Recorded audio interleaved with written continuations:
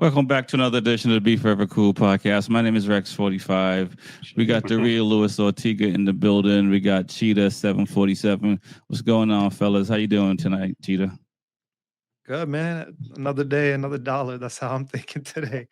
It was a good weekend, man. I was busy all week, so it's just been in that mode of go go go. Yeah, But it was yeah. fun to catch up on the races, man, over the weekend. Definitely.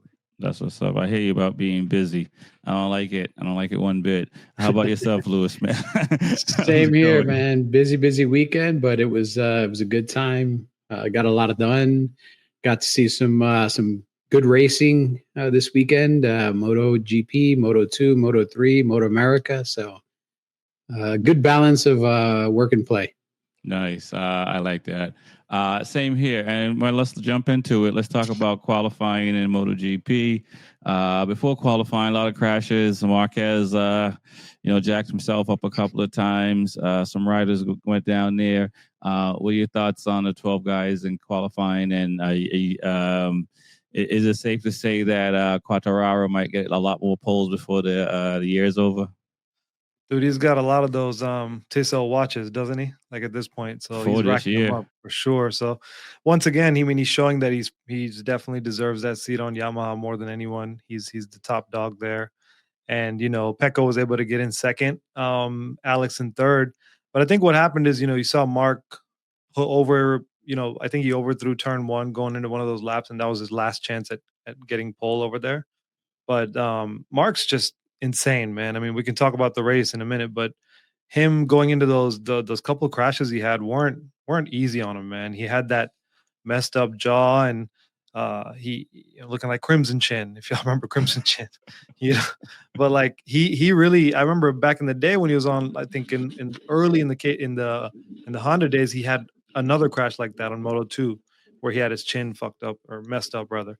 So yeah, man, it's crazy to see people push through that, but that just goes to show you like sometimes we don't see those crashes and we don't see the effects of it, but physically seeing damage on him like that really goes to show this man really got in a battle with the ground, like he Right, right. really tossed and tumbled, and it's like fighting, man. You don't see that until you see physical damage sometimes. You don't realize. So yeah, it was intense. Yeah. What are your thoughts, Lewis? It was good. I mean, the first free practice, I had to go back and like watch it a couple of times because I was like, did nobody go out? Why is Raul Fernandez like One of the fast guys. one of the fastest guys? And then I kind of realized, oh, okay, it kind of everything balanced out. I think Quartararo's got at least 3 more poles in him, just knowing the tracks that are coming and what he can do at some of those tracks. It just sucks that the bike doesn't have the race pace to do that for a race distance. You can pull out, like we've said it before, you can pull out a magic lap out of your ass and get an incredible pole and get a nice watch. But I'm sure he'd trade in all those watches if he can stand on that top step, man. Yeah. And you can't stand on the top step if you're riding at 150% of what the bike is even capable of doing. Do you guys think that V4 motor for Yamaha is the way to go? They've tested it already. You have an idea why you think the holdup is for them not using that engine and rolling it out? Because this can't feel good for Quartararo being able to get on pole and just can't, fight during the race. Yeah, I mean, we could sit here and guess. I mean, no one has that insider knowledge, I would say, to say what exactly is holding him up. But if it looks like testing is going well for them, I mean, I would hope to see it sometime before the end of the season. But so we've talked about this before. They may not bring it out till next season and may just bring it in maybe a wild card situation or like maybe testing situations only. So I mean, but hopefully he gets what he needs because he's a top dog for sure and a true top rider.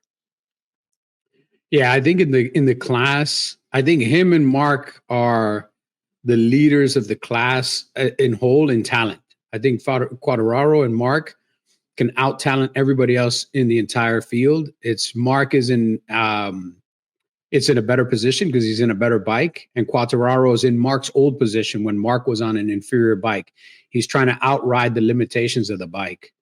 And unfortunately, you can't do that all the time. You can get away with it here and there. I mean, even Mark had a few glimmers of brilliance on the Honda in the last couple of years, but same with Quartararo. He's had a few glimmers of brilliance, but you can't sustain that when you have to ride outside your skin and hope that the bike can kind of do what you're asking it to do, which it can't. It just can't. It's they need something, because I don't see Quartararo staying with the Yamaha much longer if his career is going to be visiting a lot of kitty litter at countries all around the world. Like, he's too damn good for that. And another company will come along and be like, hey, we got this little Brinks truck over here. Just jump inside and grab as much as you want. And by the way, our bike's better than Yamaha's. Right. What are your guys' thoughts on Bagnaia? He qualified in Q2. Qualified second position, and he's the first Ducati. Did you guys think that, okay, this might be the track where Bagnaia might come out on top, just based on seeing what he did in Q2, or you just figure he got lucky? I mean, I think he was showing himself out, like we spoke about. Like Lewis said, anyone can do one lap, a solid on softs. He did the same thing at Mugello. The whole time he was having trouble in practice and free practice, and then he goes into quali, and suddenly everything feels fine, and he's got that soft on the bike, and suddenly it's working like that. But come race time, it goes back to normal.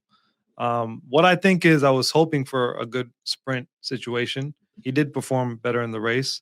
Hopefully he didn't finish the sprint and go straight to a tattoo parlor to get that tattoo removed, but he did wait it out till Sunday at least to see how he did. So I mean, we got more to see. Let's see how Sachsenring goes, because I think that's next, right? We're going to Germany. Yep. Weeks. So we'll see.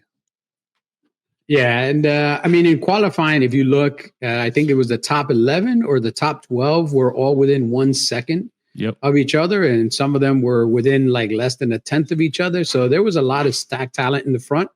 But again, this is that one lap, put the qualifying tires on, the stickiest rubber that I can get, go out there with the lightest fuel load and try to rip, 3 fast laps and see which of those laps gets me somewhere. Again, that's not a true race condition. I mean, that gets you in the best position to be competitive when the race hits, because you don't want to start from the 5th row and try to get through, especially on this track. This track is very narrow and has a lot of fast, narrow turns. So there's not a lot of great positions where you're going to outbrake somebody without doing some kamikaze.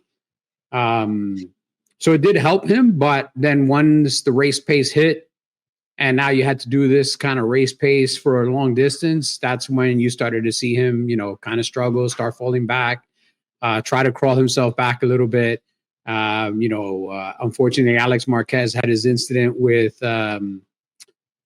Pedro Acosta, and that cost Alex that. And even Pedro, once the KTM kind of lost its grip and everything, he ended up where he was at. So, realistically, Pecco, I'm not going to say he got gifted a third, but I think if Alex hadn't had his incident, I think it would have been Alex and Pecco fighting for third versus Pecco just kind of maintaining the distance between himself and Acosta and ending up in third.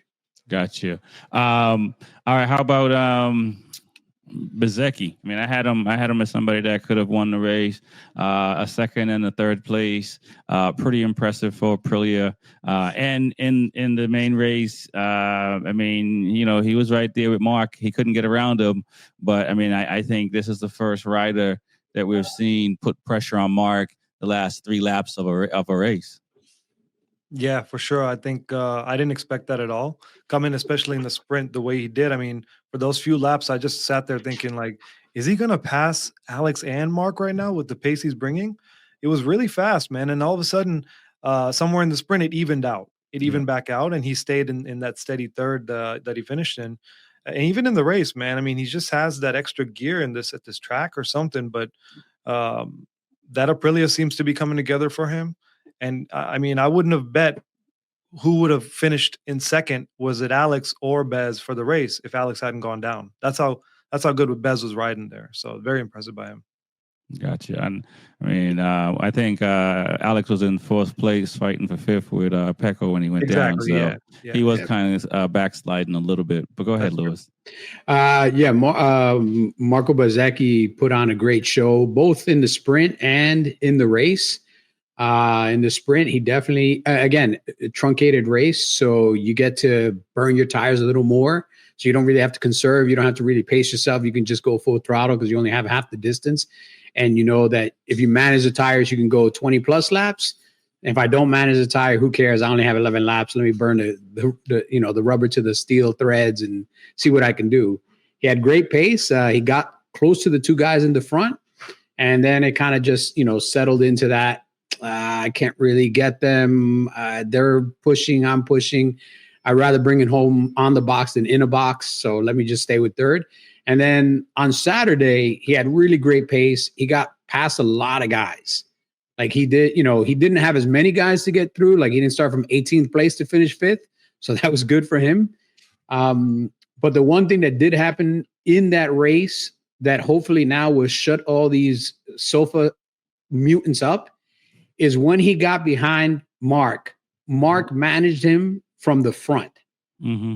And all these people that are saying that, Alex just sits behind his brother. Alex doesn't try to pass him. Alex isn't trying to be. It's not that.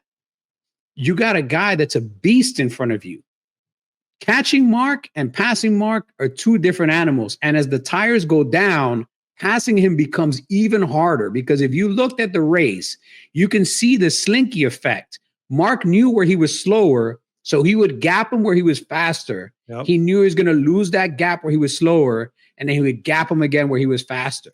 Coming out of that last chicane to come on a front straightaway, Bezzecchi looked like, he's about to make a lunge. And then coming out of that, Mark's like 10 bike lengths in front. Like, dude, how did you get 10 bike lengths in a kink? And you're supposed to go slower. Yeah, and he passed Pecco in that corner and Acosta, I believe.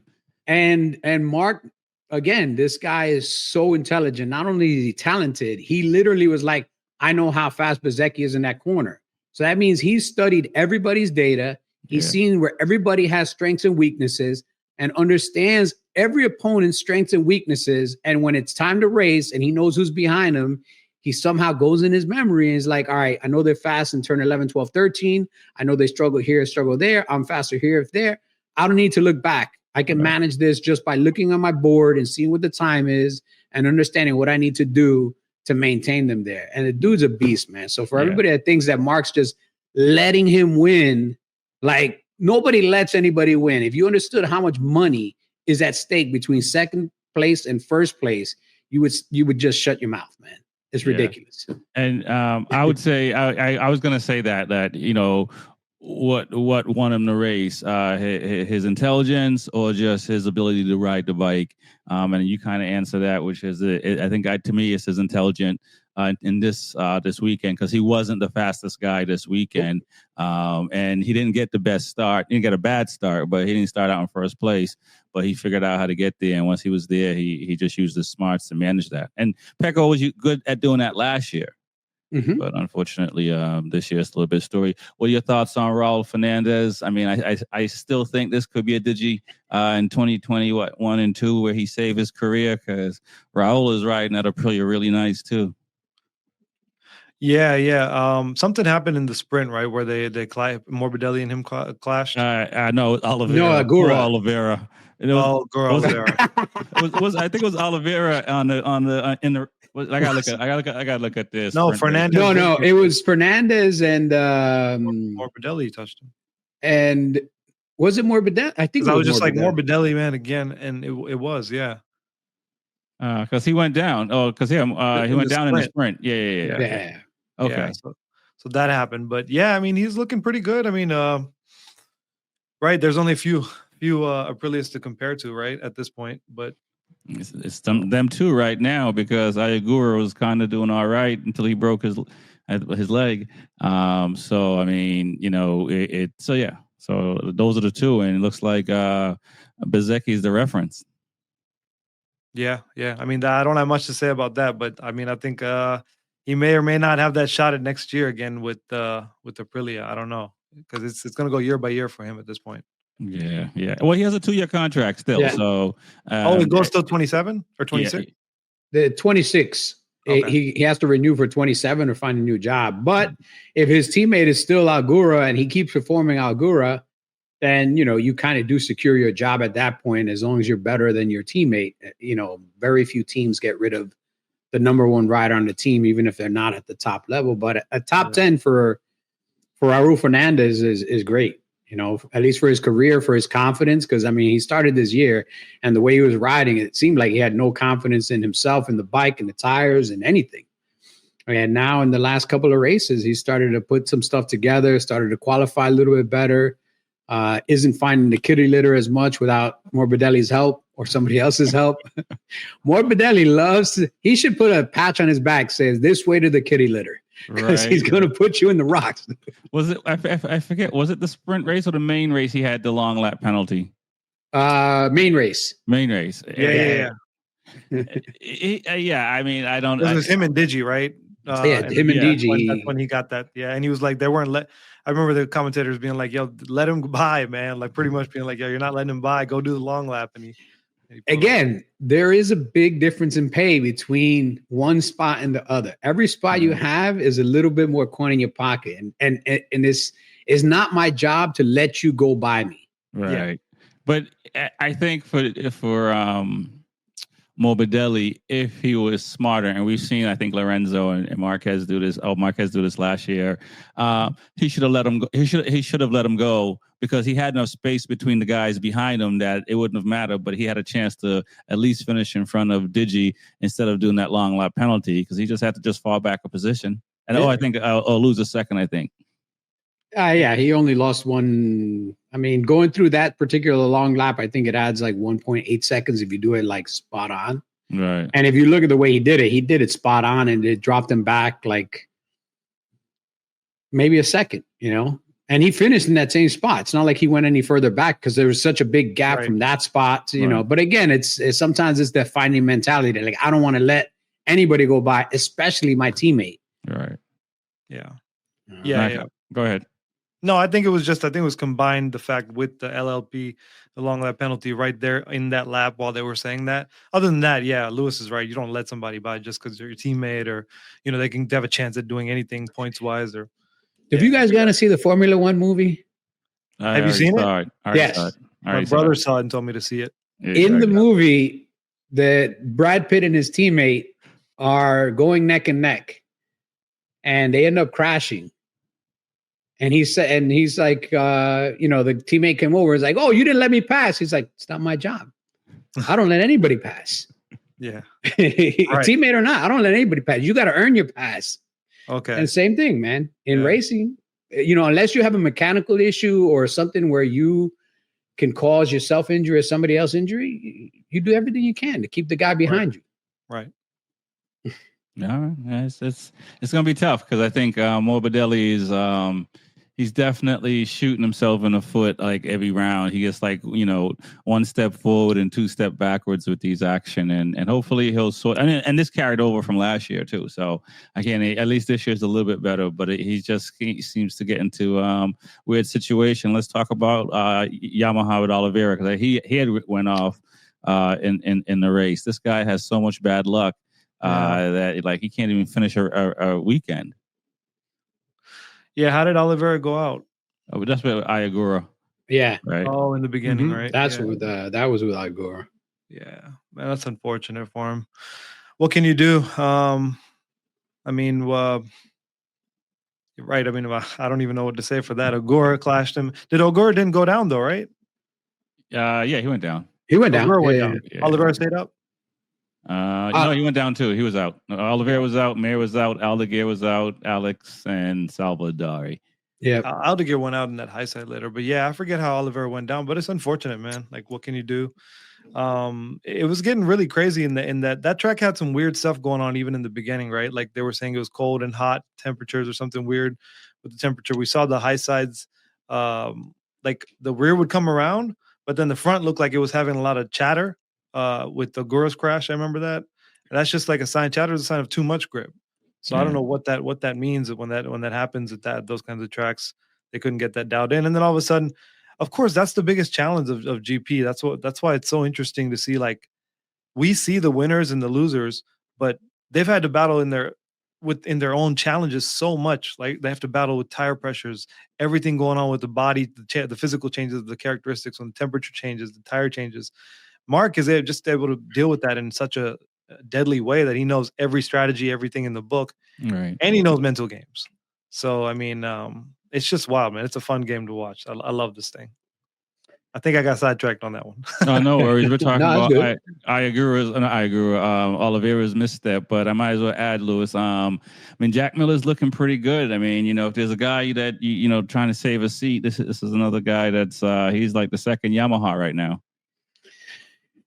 Yeah, he's the second Yamaha, but I think it's a little too late for him. Like again, I still believe in my heart of hearts that his future lies outside of MotoGP. I mean, he still might get a ride in MotoGP for next year, but as an actual fan of Jack Miller's, I would prefer to see him on a competitive bike and World Superbike versus racing for 14th or 15th place in MotoGP. I don't think as a competitor, you wake up every Sunday, put on that helmet and be like, I can't wait to come in 14th place, Yeah. because my bike sucks and this sucks. And, and I got, guys that are 14 years younger than me, finishing 7 spots ahead of me. And, I think, I don't know what his management is thinking. If he gets another opportunity to stay in GP, and if it's for more than a year, I would take it. If it's an opportunity to stay in GP and it's only a 1-year contract, but you can get yourself a 2-year contract in World Superbike, go to World Superbike, man. Like he's a super talented rider and he's a fan favorite. Fans all over the world like this guy. The dude is super personable. He loves to be in the crowd. He loves to entertain the audience. So give him an opportunity to go to World Superbike where the paddock is a little bit less restrictive than the GP paddock. It's a little bit more of a family environment and where he can kind of just be himself, be natural, enjoy himself, and try to fight again for that podium spot, man, because you're not going to do it on the Yamaha, at least not right now. If Quartararo can't do it on a routine basis, you're not going to do it. Right. Yeah. I can see that. Let's talk about KTM because Acosta, man, and Vinales, as you mentioned earlier, between Alex and Acosta, like Acosta's looking really good on that KTM, even though they're struggling towards the end of the race. Do you guys think that we can see the KTM starting to stay closer to the top 6? Yeah, for sure. I think Acosta's looking really strong now. But I mean, I feel like it comes and goes for him. In the beginning, it was there in the beginning of the season, and then now it's coming back a little bit. But I mean, it's almost like what would these guys do on a solid bike, right? KTM's coming back, but it's like, man, the bike's probably holding them back. And I think we're all holding our breath till 2027, where all these manufacturers get that good reset and get some good tires on their bikes, like some Pirellis, and really see how this takes off. But yeah, man, Acosta's looking solid. Vinales is looking good. He's staying consistent in that top 6, top 7. So I mean, they're doing KTM good service right now for sure. I think Marquez said it best in the press conference. You got to respect all the other riders. Every last one of them is trying to win. Yeah. Every last one's trying to win. But here's the thing about KTM, man. It's like they are trying so many different things out to reduce those issues they're having. I wonder if they're ever going to settle down on a certain setup, because every track is a different setup. They're always trying and testing new things. Every bike looks different. If you look at the practice videos where they're showing the bike's tail and everything like that, they got different fins and everything. So it's like, man, I wonder if they're ever going to settle down and maybe trust one of those two riders between Vinales or Acosta and be like, this guy's going in the right direction. Let's listen to him a little more. I don't know. Yeah. I think that's what I heard. They're saying after the last couple of rounds, they switched Pedro's setup to Vinales' setup. Okay. Which would make sense because Vinales is the most veteran rider on that team that's also ridden the most equipment of anybody on that team. Like he's ridden everything on 2 wheels that MotoGP has to offer, except like even the scooters in the paddock. Yeah. Like he's been on Yamaha, he's been on Suzuki, he's been on everything, Aprilia, so at this, Aprilia. So at this point, like he is the guy you should be listening to. And KTM definitely needs to stop throwing so many things at the wall and hoping something sticks. Like, hey, you got Vinales. Yeah, he's a little bit of a head case sometimes, but the dude is fast. The dude's been on fast bikes and he's won on fast bikes. And if anybody you're going to listen to, that's the guy you should, be the guy to listen to. I wouldn't listen to Binder because Binder is going backwards. Bastianini. Bastianini's looking good. Finished Bastianini is outperforming Binder this weekend. Yeah. So, those two guys can battle it out in the teens, but if there's a guy that's consistently in the top 10, like Vinales, follow that path. Stop throwing so many things at the wall. Try to narrow the focus down. Let's see what happens if we give Vinales a setup to everybody and then work off of that setup to keep developing the bike. Don't try to every weekend come with a new tail section, a new aero package in the front, a new this, a new, like, stop it, man. Like, you're killing time and your guys are just going around burning tires and gas. Last but not least, Honda. I mean, I was on that Zarco train, man. I was on that Zarco train, and like even he's back-to-back rounds, he's struggling in Mir. It looks like he didn't finish either race. I mean, like that can't feel good. No, definitely not, man. I'm surprised Chantra finished behind him because he was in front of him at one point in the race or the sprint. I forget where. But yeah, it's not looking good. I don't know, man. I mean, maybe it's just like certain tracks favor them. I think we've talked about this, right? Like the top speed is still a thing, right?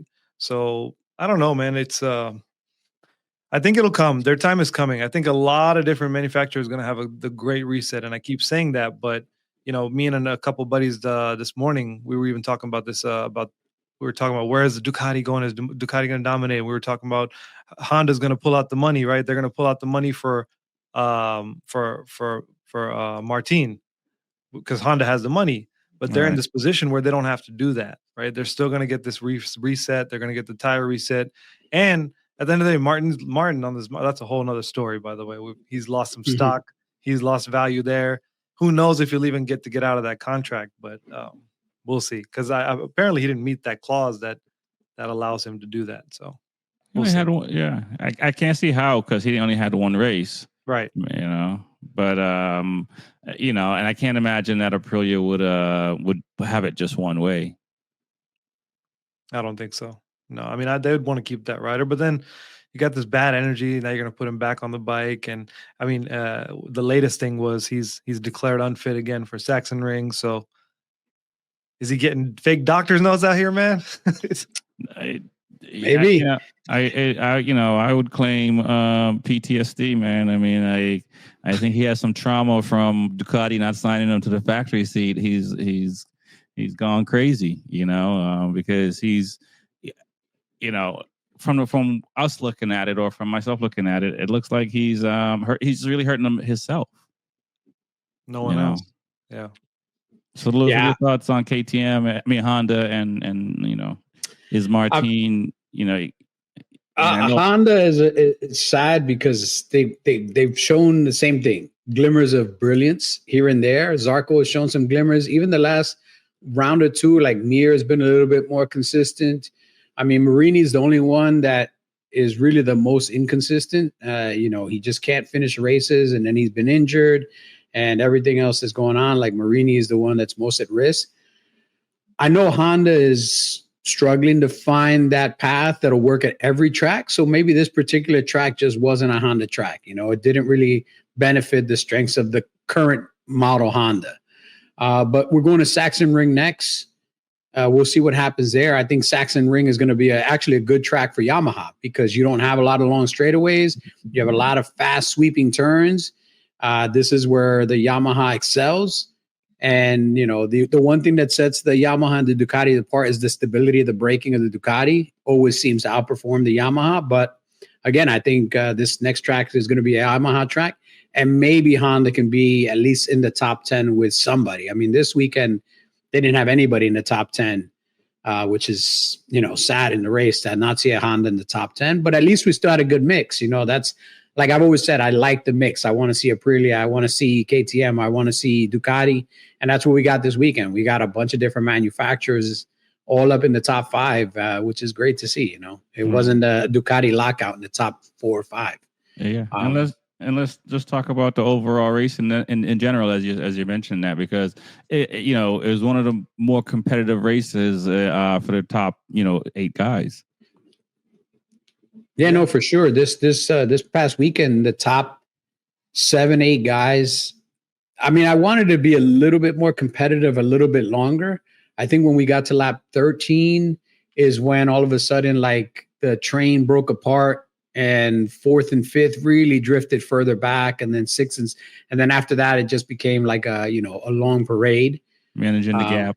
Yeah, but for the first, I want to say 8-9 laps, I mean, you had a serious freight train of like 8 or 9 bikes that were all within like a second of each other. Yeah. And again, it's this track kind of induces that because of the way the track's laid out, but it also causes a problem because it makes it really difficult to pass. And you saw people making questionable passes in questionable areas. And that's how Alex Marquez ended up in the kitty litter, because that's not a great place to pass. Everybody's battling for this credit card with spot with bikes that are wider than the credit card, and you're going to get contact. And unfortunately, it looks like what happened is his brake lever got contacted, locked up the front brake, the tire went down, and, we'll see what his injury is going to be. They're saying some people are saying it's a pinky. Other people are saying it's the palm. Right. Either way, I hope he can get back on board soon, because the last thing you want to do is give Mark 2 races to get maybe 50 points on you. No, or more with the sprint. Right. I saw somewhere where they're talking about Alex doesn't try to make those kind of passes on Mark compared to other riders. Do you felt in that moment Alex probably should have not try to ride around Acosta? Around Acosta, that was such a tough section, man. It's like where the track goes, you're leaned left and you're about to flick back right. It's kind of like a straightaway, but it's leaning that way right. And there's that little rumble strip that everyone tries to get right real close to going right.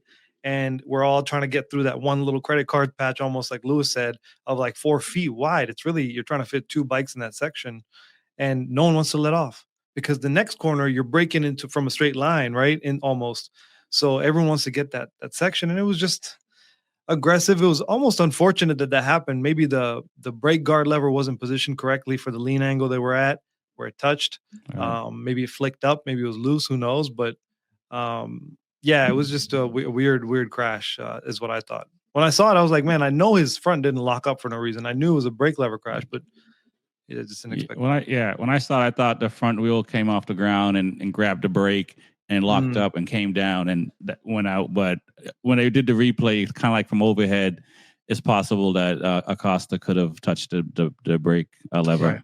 There's one video from Acosta's onboard camera that is probably the clearest video, where you can see that Alex's right hand handlebar hit either Acosta's elbow or Acosta's arm.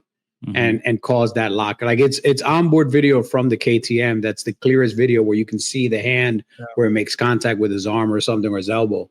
But either way, man, it sucks because, again, this track is super narrow. Alex had the inside line when they were going through the left, and he thought that Acosta was going to give up the inside line to the right. And Acosta wasn't giving up the inside line to the right. And, again, 2 guys fighting. It's just a racing incident, 2 guys fighting for the same real estate. And it happens, I'm glad that the stewards didn't try to penalize Acosta or anything, because, again, that's a race incident, man. That, it wasn't a T-bone. It wasn't anything like that. It's just 2 guys battling for that spot. And you don't want to discourage guys from doing that, because then it's going to become really, really boring, where you can't touch anybody. At that point, I'll just start watching the NBA again. Yeah. Oh man, let's not. Let's jump into Moto2. Diego Moreira, the first Brazilian, they're saying, but isn't Frankie sort of half Brazilian? But to win the Moto2 race, pretty impressive. Aaron Canet blames it on a cracked windshield. I don't know if either you guys saw the replay, that the windshield just cracked on its own on the straightaway and just caused them to lose some tenths and caused them to race. I mean, Aaron Canet he's missed the second place. Well, I didn't get a chance to catch that race, but I'll let Lewis go. No, I know there was some damage to his windshield. I don't know exactly how it happened or when it happened. I did see that there was damage to his windshield. I actually thought it was either debris or something, or him getting mad and punching the windshield, because he's done that more than a few times. Yeah. Get a better windshield, man. What can I tell you? That's what you got a visor on your helmet for. Tuck in and do what you got to do. You don't lose that many tenths. That's what he's saying. He's saying it messed up. I mean, and then, they got their lap timers on board. They can tell the aerodynamics of it just a little bit. But it was a very close race all the way through. And, I mean, Canet led the race for the whole part. I feel bad for that guy because, if it's the windshield or just getting bullied out the way, and he was talking trash to Diego because of the previous weekend. Yeah. And so, he takes the L to Diego. So that can't feel good after you've been talking trash, man. You can't, you gotta be Michael Jordan or keep him up shut. Yeah. I think you should, for every time he talks trash and loses, he should remove one tattoo. And let's see how much of a clear skin he gets, because he does like to talk a lot of trash, but sometimes he backs it up, but sometimes he doesn't. Yeah. Can I just say this though, on a separate subject, just thinking about all this we've been talking about? I mean, I partly probably due to the podcast too in some ways, but I feel like Liberty Media is doing a phenomenal job right now with MotoGP, and just you constantly see record crowds everywhere, right? We're seeing that, and that has to be a result of their marketing genius on Instagram, on social platforms, just pushing certain, we're seeing certain celebrations, certain interviews, certain styles they're introducing to this year that they had never had before they owned it. I feel like it's almost trickling down to Moto America too, in some ways. There's getting more interest there to watch that. And it's a good thing to have racing almost coming back alive to where now they're breaking records. We were at one point talking about, man, is racing dying? Are we going to lose viewership? So I just want to say that, man. It's definitely good to see that. I agree. Over 200,000 people came out for the weekend, and which is pretty impressive. And yeah, Liberty Media Group, I think, is doing a phenomenal job. Their stock is just $95 today, so people are liking what they're doing. Formula One, I think, was this past weekend as well. Which is pretty dope, because from the outside, when companies and things we see this, we were seeing it now with the Lakers and the Mavericks and their changes that are happening in basketball. Just to talk about basketball a little bit, sometimes you don't know what's going to happen when new owners come in and they get the majority and they get to say if they're going to make it as entertaining as possible, or is it going to get dry. And so far it's been pretty wild. So I can't wait, can't wait to see what else they do. Oh, for sure. Yeah. I think overall, I don't know if it's a mix of social media, if it's a mix of some of the new content that's come out in the last couple of years. If it's seeing Marquez kind of revitalize his career after that Amazon Prime show that came on about what happened to him. I think Liberty Media did the same thing with Formula One. They created a whole new type of content. They put it on different platforms so that people don't just watch the race. People understand the lives and everything that goes behind the curtain, because that's where we have a disconnect in motorcycle racing. Is somebody will watch motorcycle racing and any racing, but you can't connect to the people inside the helmets. You're not as invested.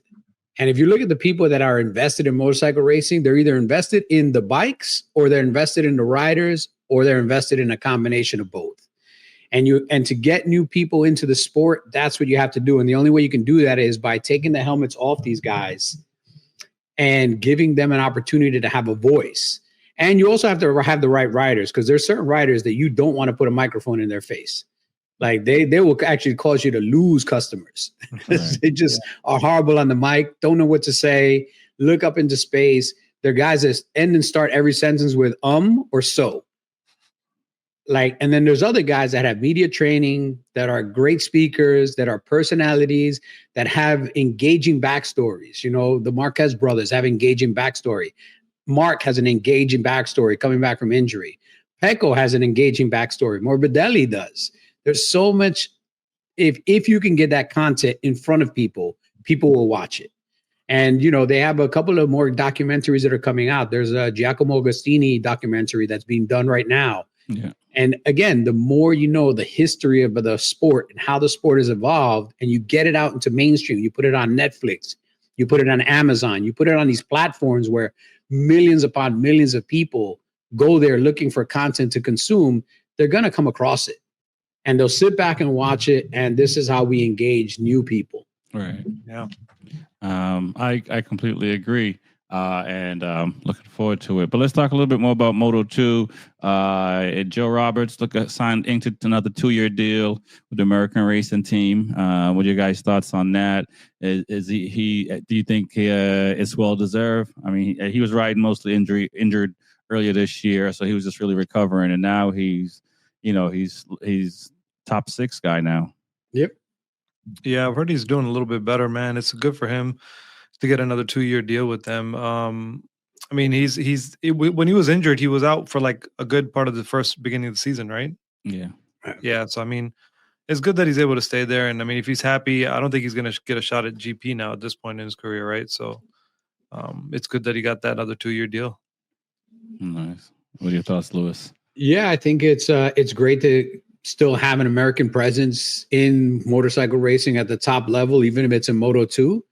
And, he's definitely, when he's healthy, he's got a good team behind him, he's shown that he can be competitive. This weekend he ended up top 6, top 7, something like that. I know he was in like the top 6 of the group. Him and his teammate, I think they came in like either 4th, 5th, or 5th, 6th, something like that. But that's great. That shows that 5th, 6th. Okay, so that's great. It shows that, one, they're both on now a competitive bike because they ended up, right on top of each other, 5th and 6th. And now he's back in the top 5. So that means that he is recovering from his injury as well. And hopefully now he can continue to notch up, and try to start steadily ending up in that top 6 or 7. Because if you can stay in that top 6 or 7 in Moto 2, even if you stay in Moto 2, like that's great. It's visibility. It gives you a promise of a career there. You're going to keep getting contract renewals. You might get opportunities to move to an even better team at some point. And again, I want to see an American in the sport at that level. Right. And he's a talented guy, and I wish him the best. I hope he keeps healing up from his injuries and keeps racing the way he did this weekend, because we need people like that. We need somebody representing, the stars and stripes somewhere around the world. No, most definitely. And not to see it run away with the likes of Canet and Gonzalez, because those two guys, for the past few rounds, they were kind of running out there and kind of looking like no one was going to be able to keep up with them. But this round, a lot of other guys showed up. Dixon showed up. Ramirez, Arenas, even though he finished where he finished, he was looking pretty good in the beginning of that race. Mm-hmm. So, speaking of another American, Garrett Gerloff, he also inked a 2-year deal. So he's staying in World Superbike for another 2 years. So that's huge. Even though he's the only one on a Kawi over there, a complete Kawi. Yeah. Oh, really? He's the only one. Say that again. He's the only one on what? On a Kawi. On a complete Kawi. Oh, because the other ones are combined. Biamoda with Kawi motors. Yeah. I mean, that's. I think he's really good fit there. I mean, if anything, maybe is there a tail end where he comes back to Moto America? I don't think so, but like, good for him, man. Another 2-year deal with them. His run with BMW was done. So I mean, I don't think he's going back there again, right? So, good for him, man. That's all I can say. Another 2-year deal locked in. It's good for him. Go ahead. Yeah, same here. Good to see an American continue to keep a seat in World Superbike. Hopefully Kawasaki actually puts some money into the program next year and makes the bike a little bit more competitive, because it seems like this year, like, that hasn't been the program. It's kind of just been, hey, wheel out this old shit box and do whatever you can do, and that's it, And it sucks because you can see some of the Biamodas are outperforming the Kawasaki, and I don't think it's just Garrett Gerloff being outperformed. I think it's the bike being outperformed. So Kawasaki definitely needs to do something to help him out and not just give him a bike to go and burn tires and gas with. Yeah, I agree. I mean, if they're trying to win something, because we need more manufacturers to be in these classes between MotoGP, World Superbike, even Moto America, and Kawi is a staple. Still a loved bike around the world. Mm-hmm. Yeah, I got a couple in my garage. You gotta love them, man. You gotta love them. I don't dislike Cowie. I dislike Cowie because there was somebody I know that used to love Cowie, and I disliked him. So Cowie is just clumped up with that guy. Collateral damage. Well, what made you start liking me now, Lewis? I'm just kidding. Oh no. But yeah. But I hope to see Cowie make a comeback because, for a long time, I mean, they were the dominant force in World Superbike. And to see where they're at now, I don't know what the plan is long term for Kawasaki in the sport bike market. But I would love to see them do something at some point because, again, it seems like we're losing the interest of the Japanese manufacturers in the high displacement bikes. They keep just wheeling out the same old bikes year after year and changing the paint jobs. And, unfortunately, they're going to need to do something. They're going to need to make that bite that bullet and do an investment to really try to compete again in that 1,000cc range, man, or just stop making bikes. Then just give it up, give all the business to Ducati and BMW and that's it. There you go. They could have done a partnership with Ducati instead. For years, so this, I mean, I don't know if you guys ever heard this, but for years there were rumors where Suzuki and Kawasaki would merge to invest in one platform that they would both sell with different bodywork, kind of like the way that Nissan and Toyota and other manufacturers make the same car but with different bodywork. To split the development costs of developing a brand new 1,000cc superbike. Yeah. If they were halfway smart. I don't know why, when you said they're going to put Kawasaki and Suzuki together, I'm like, what are they going to call it, a Kia? No. Suzuki would still sell it as a Suzuki and Cowie would still sell it as a Cowie, but they would both invest into the development costs of a new motor, a new chassis and everything else. And then the bodywork would change. So the same way that, the Infiniti Q50 and the Nissan Maxima are the same car, just with different bodywork and electronics. This bike would be that, because that would give the opportunity for these two manufacturers that are, I mean, Kawasaki Industries is huge, but Kawasaki as a motorcycle company is smaller, and Suzuki as a motorcycle company is smaller compared to Honda and Yamaha.